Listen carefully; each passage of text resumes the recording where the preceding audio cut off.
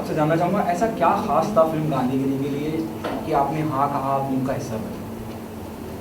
देखिए, मैं तो आप सबको पता ही है कि मैं तरजीह देता हूँ जो संजीदा फिल्म होती है, जो कुछ कहना चाहती है, जो कुछ जिसका कुछ अर्थ है। और दूसरी फिल्में मैं करता रहा हूँ धन के लिए।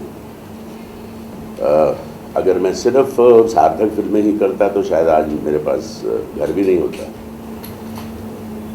क्योंकि उसमें धन नहीं होता है ज़्यादा। हालांकि अभी थोड़ा बढ़ गया है, पहले तो बहुत ही कम होता था। दूसरी चीज़, मुझे स्क्रिप्ट अच्छी लगी, मुझे अपना किरदार अच्छा लगा। एक मॉरिशस का रहने वाला लेकिन हिंदुस्तानी, उसके पिता हिंदुस्तान में पैदा हुए थे और बहुत अमीर थे, उनकी बहुत बड़ी कोठी, ज़मीन, जायदाद सब यहाँ है, उनका स्टाफ यहाँ है जो देखभाल करता रहा है। और तो ये आदमी, जैसे लोग तीर्थ स्थान पे जाते हैं ना बुढ़ापे में, कि भाई उनको अचानक कैसे लगा कि भाई मुझे कुछ विशेष करना चाहिए, क्योंकि मेरे पिता तो गांधी जी के मूल्यों पर चले और उन्होंने अपना योगदान दिया, तो मुझे भी कुछ करना चाहिए। गांधीगिरी आपके लिए क्या है? गांधीगिरी मेरे लिए है कि वो समाज में गांधी जी के बारे में चेतना जगाए कि वो किस चीज़ के लिए लड़े थे। उन्होंने अपनी पूरी ज़िंदगी हमें आज़ाद कराने में लगा दी। कितनी कितनी तकलीफ़ें सही, जेलों में रहे, और इतना पतला दुबला सुपड़ा आदमी उसने अंग्रेज़ों के नाक में दम कर दिया। और उन्होंने अलग अलग तरह से अहिंसा से उन्होंने सोचा कि इनकी इकॉनमी को कैसे धक्का पहुंचाएगा, क्योंकि वो लोग यहाँ से कॉटन ले जाते थे, वहाँ कपड़े बनाते थे, आके यहाँ महंगे में बेचते थे और पूरी दुनिया में बेचते थे। उनका कोई अंग्रेज़ी कपड़ा नहीं पहनेगा, विदेशी कपड़ा नहीं पहनेगा, खादी पहनेंगे सब। चोट पहुँची, नमक नहीं, नमक पे टैक्स है, चले गए दांडी मार्च। तो अहिंसा के जरिए से उन्होंने हिंदुस्तान को आज़ादी दिलाई। सुभाष बाबू की मैं बहुत इज्जत करता हूँ, बहादुर थे। उन्होंने कोशिश की कि मैं फौज इकट्ठी करूँ दुनिया से, लेकिन बड़ा मुश्किल होता, क्योंकि ब्रिटिशर्स ने तो पूरी दुनिया पे राज किया। वो ट्रिनिडाड, मैं लंदन से, मैंने कहा कितने घंटे की फ़्लाइट है, तो किसी ने कहा 4-5 घंटे की है। 5 घंटे, 6 घंटे, 6.5 घंटे। मैंने कहा भाई कितने घंटे की है? बोली 9 घंटे। वहाँ तक वो पहुँचे, ऑस्ट्रेलिया पहुँचे, कहाँ नहीं गए वो।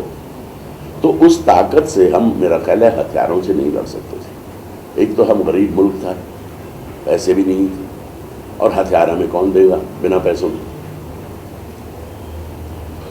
तो इसलिए गांधी जी का बहुत महत्व है, और बड़े अफसोस की बात है कि हम गांधी जी के मूल्यों को भूल रहे हैं। तो ये आदमी वहाँ से चल के यहाँ आता है कि कम से कम मैं अपने ज़िले में तो उससे शुरुआत करूँगा कि गांधी जी के मूल्यों को मैं लोगों को जागरूक करवाऊँ।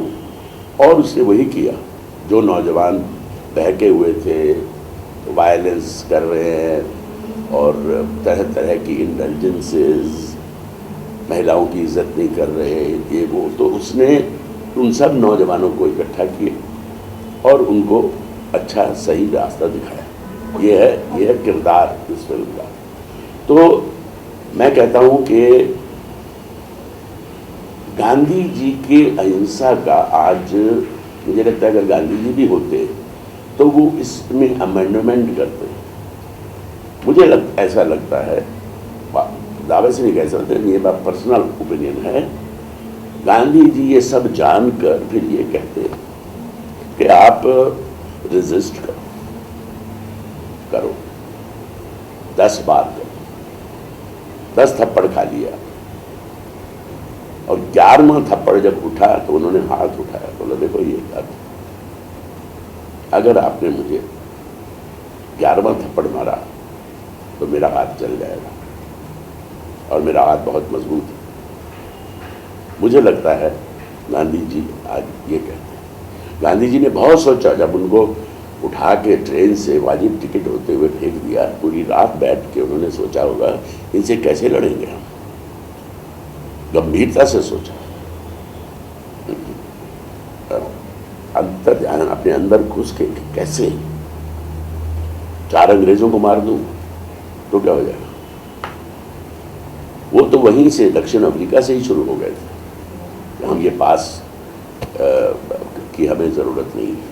ओके ओम जी, मेरा सवाल आपसे है, एक बयान आप दे देते हैं जो आपकी अपनी खुद की ज़ाती ज़िंदगी है, उसमें भी उथल पुथल होती है यकीनन, किसी भी वजह से बौखलाहट में से आपके ज़बान से कुछ निकल जाता है और उसके बाद आप बात पुरानी हैं, कहते हैं, अनगिनत लोगों के सामने रूबरू होते हैं और उसके बावजूद कुछ चुनिंदा लोग मानते नहीं हैं, कितना हर्ट होते हैं, how hurt you feel, you know, when you saying it repeated to everyone, to every channel, to every. अच्छा, मैं 40 साल से बॉम्बे में हूँ, मुझे ज़रा बताइए कि कितनी बार मेरी ज़बान फिसली है, बताइए।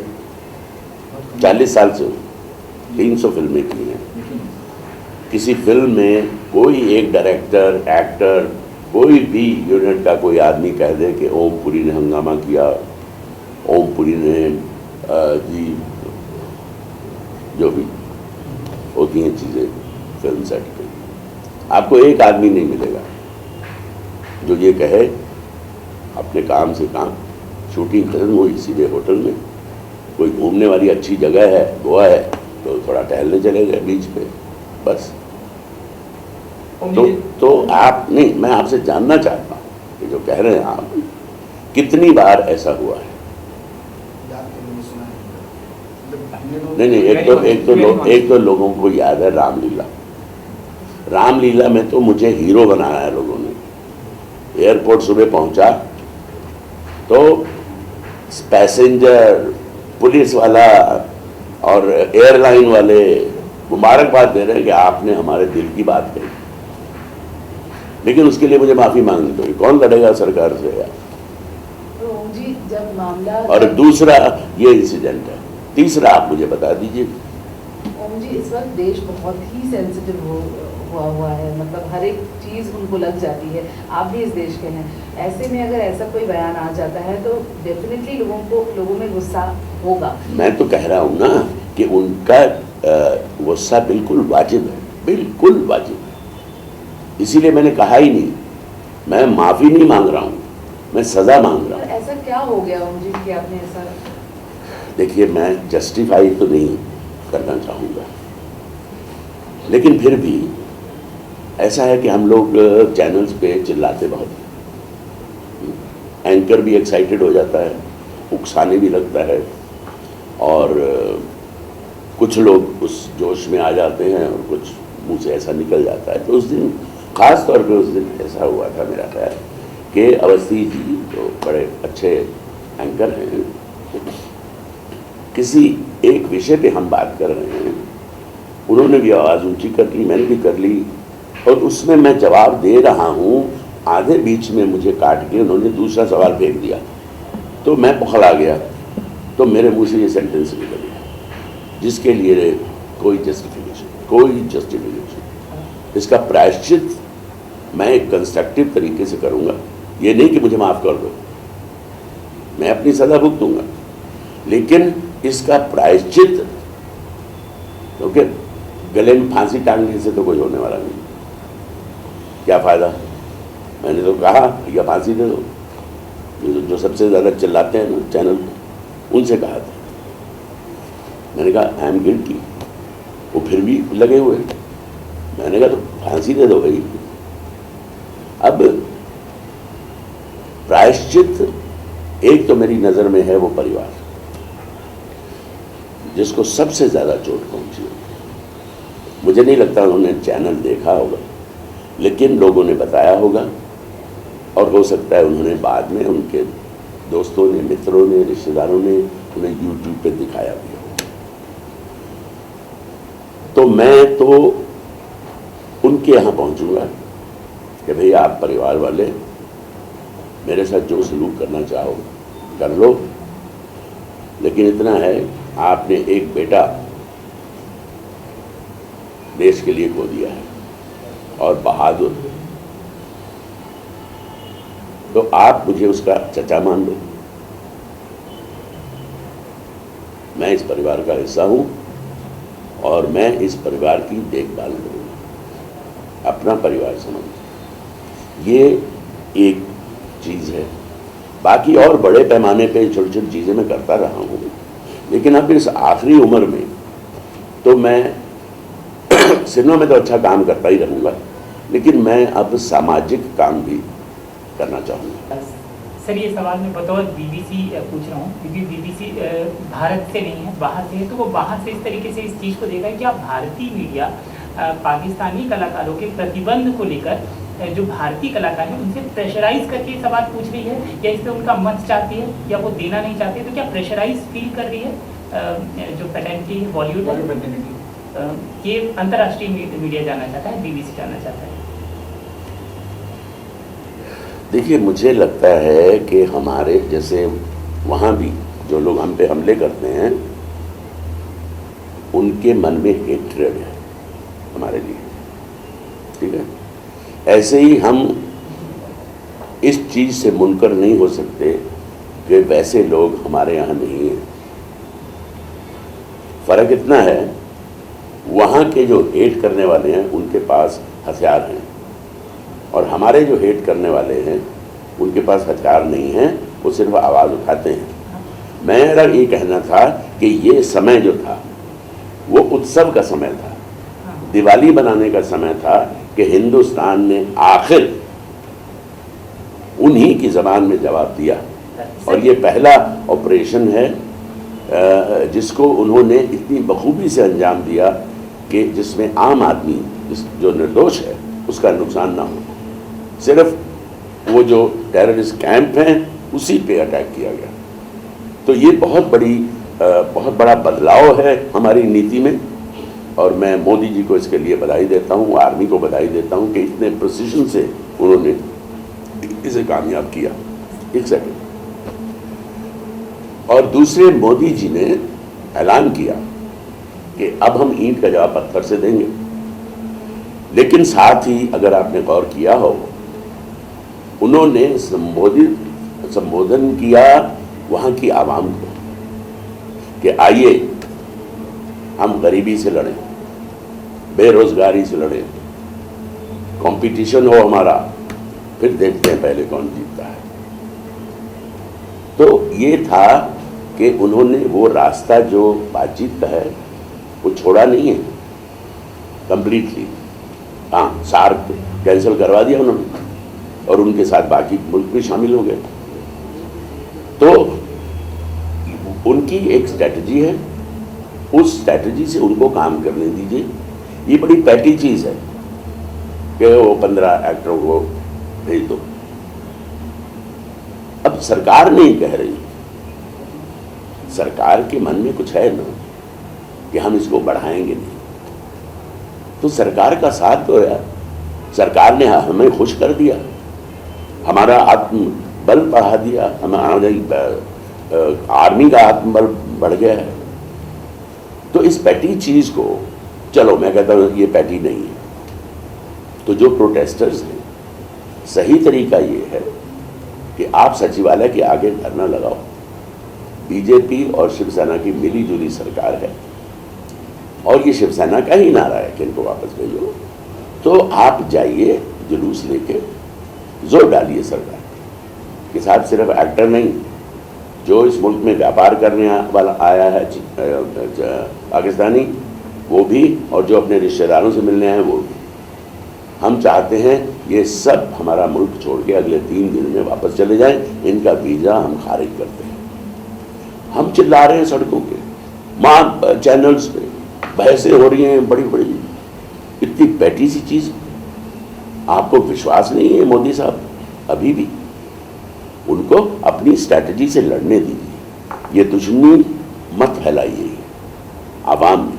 6 बार जा चुका हूँ मैं पाकिस्तान, ईमानदारी से कह रहा हूँ, मुझे बहुत प्यार और मोहब्बत मिला है वहाँ से, और बाकी लोगों का भी है। आवाम में, चाहे होटल में हो, होटल में ठहरे हुए लोग हों, पुलिस वाले हों, कस्टम वाले हों, 6 बार गया हूँ, कभी मुझे लाइन में खड़े नहीं होना पड़ा।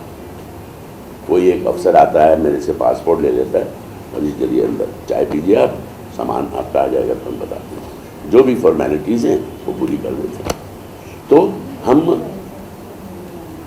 दूसरी चीज़ ये मत भूलें कि जब हमारा विभाजन हुआ, जब हमारा पार्टीशन हुआ, वो सिर्फ जायदाद और ज़मीन का नहीं, वो जज्बातों का हुआ, रिश्तों का हुआ।